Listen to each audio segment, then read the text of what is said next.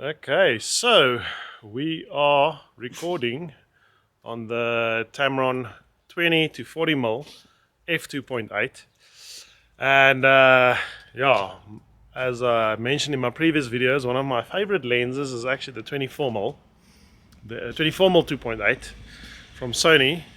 And one of the main benefits of that lens is it's really compact. It's basically a pancake lens. So um, it is for if you are traveling and you want to put the lens in a place where like a pocket or something that's not really made for cameras, something that's more made for phones or in the door of the car or something like that, then that becomes a very useful option because the lens is so compact. It's just awesome because you can always have a camera with you. But there's always a but. um, it is nice for carrying around, but there are situations where you want to be able to zoom in just a little bit, just that be that little bit closer to your subject. And also, obviously, with the Sony ZV-E1 that I'm using right now, you kind of want to also be able to go a little bit wider. The reason why you want to go a little bit wider is because of the dynamic active stabilization. So right now you can see the shots are really stable. That's because I'm actually running dynamic active stabilization, but this is on 20 millimeters. So if you're on 24 millimeters, it is a little bit tight. So I was going to swap hands here.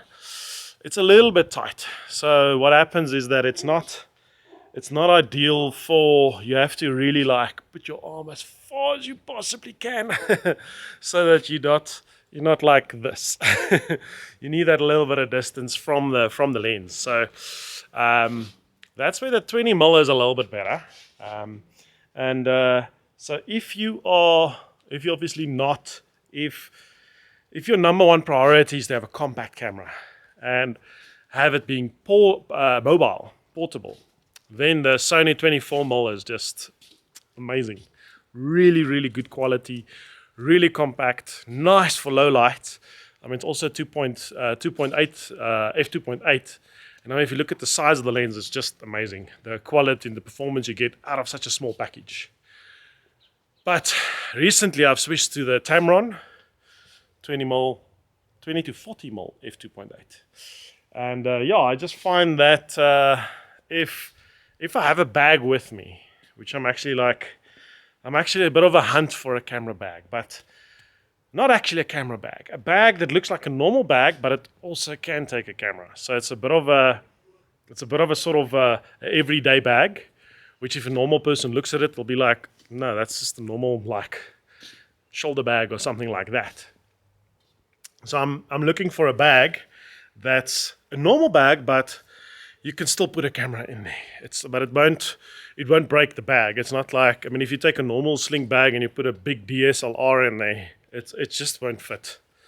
But if you have this, you still have a relatively small package, so you can put it in a normal bag, and it will still be good. It will still be quite versatile and usable. So yeah, and obviously we have so now you've obviously seen the stabilization now on 20mm, and obviously yes, 40mm. Yeah, a lot more, a lot more intimate. So, but yeah, it does give you that little bit more range. The nice thing about the 40mm side of it is also the photography side. So with the 24mm, I find I can take photos with it. Make no mistake, you can use it for photos, but it's a bit more challenging. If you have something so 35mm is sort of your, let's call it your normal range, where sort of it's not really wide, it's not really zoomed in. So if you go to, a lot of people will say 50mm is your normal view. Other people say 35mm is your normal view. So 40mm, you're sort of into that normal view range. It's like almost like how your eye sees the world. And it just makes it a lot easier for photos. So if you're taking photos, this is quite nice. If you're more into photos and not so much into video, this is also a little bit of a better option because of that slight more zoomed in feel. because you can zoom in, you can also get a lot more bokeh, so you get nice blurry backgrounds, or bokeh, or what you want to call it. So that's also a big positive. So it's not exactly portrait, but if you really have to, you can take some portrait shots and you can really make it look pretty decent. One of the drawbacks that this lens does not have, that the Sony 24mm has, is the lens button. So I use the lens button quite often. I do like using the lens button to start and stop the recording. So if you don't have a lens button, you always have to drop the camera like this, click the button and lift it up. The problem with that is that all your shots, so if you shoot a lot of shots, so you do this whole talking, vlogging style thing, but you have like, let's say 50 shots. All your shots, if you pull them in the computer, they all look like this. So it's very difficult to, the thumbnails that it builds in the computer, so it's very difficult to see exactly where each shot was taken. But with the lens button on the 24mm, I can map it to start and stop your recording. So, sorry, swap hands. It's winter here in South Africa, so yeah, the muscles are not really warm. So it's actually pretty cold right now. And with the 24mm, it's nice because you can actually start the recording like this. So what I'll typically do is when I start my shot, I'll start it at a location where whatever is the context is in the background. Like, let's say I'll start it like this. So the first frame in the video will look like this. So when you put it into the computer and it generates all the thumbnails, you can exactly see where each shot is taken. So it's very easy to edit the video afterwards. But this lens doesn't have that button, so I'm going to have to use the other hand to start it like this. But sometimes your other hand is not like, I don't know, it depends on the scenario. Sometimes it's not easy to sort of, reach it. It's just easier to start it like this. So I do miss that button. Okay, and now for the very, very, very scientific stabilization test. This is the running test handheld. Literally just down the yard. So yeah, here goes. Jump. Got it. As I try to do it as soft as possible. Because there's neighbors. Okay, now we can talk a little bit louder. So yeah, that was your very, very scientific running test. Handheld on 20mm using dynamic active and eye detect on, this is on 50p. But other than that, this is the experience. Obviously, I'm gonna do some shots of the dogs and stuff like that. So we'll see how that looks.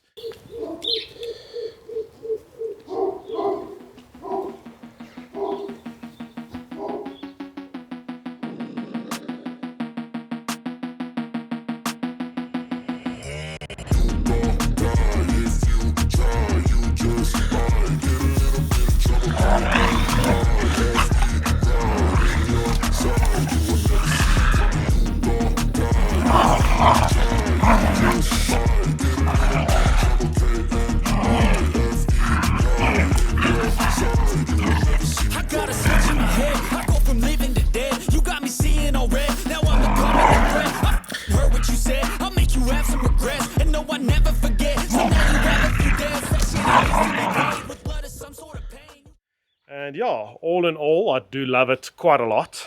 I had a lot of, so the other options I was looking at, I do have the 24-70 G Master 2, also F2.8, but it's quite a lot bigger.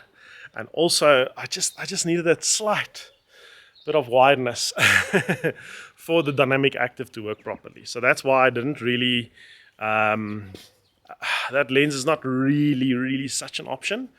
The other option I had was obviously your 16-28. There's a couple of 16-28s. You get the Sigma and the Tamron, which is the 17-28. Hey, 17-28, and they're just playing. And the other one was a 16-35. The problem with that one is F4 lens, but they are not they're not as compact. Hey, I'm trying to record a video here. Can you guys just chill for a little bit? They want to play now. So yeah, that was the other option. So the 16 to 35, the F4, it's a little bit of a, it's not as, it's difficult to justify buying it. And it's not as small as this, it's actually bigger than this one. So the 24 to 70, it's not wide enough. It needs the 20. The 17 to 28, the 28 is not deep enough. It needs to be a little bit further so I can actually take nice photos. Same with obviously the 16 to 28, the Sigma. So I sort of measured up all the options, and between all of them, this one's actually the cheapest one. And it actually ticked most of the boxes, so it was kind of an obvious choice for me to take this one. Because I wanted something small, I wanted something that's wide enough for dynamic active, which is like this. This is the wideness, which is to me was perfect. And I also wanted something that's beyond 35 specifically for photos. Or even if you just want to take a video, because what actually happened is I was at the Atlanta Aquarium in Georgia, US, and with the 24mm, and it was quite a problem because I constantly wanted to just zoom in a little bit to get like nice detail from the aquarium life, you know, the fishes and the plants and the tropical fishes and the colors and the stuff, but I just wasn't able to get it with the 24. I just wanted that little bit of a zoom-like feel. So that was basically the challenges for the lenses, and this one literally ticked all the boxes, and it was the cheapest option. So, so far, pretty happy. I literally drew up an Excel spreadsheet to just put everything on there. So yeah, that's basically it. So yeah, if you enjoyed this video, remember to press the button. And if you want to see more, remember to subscribe. Until next time, this is Steve. Ciao.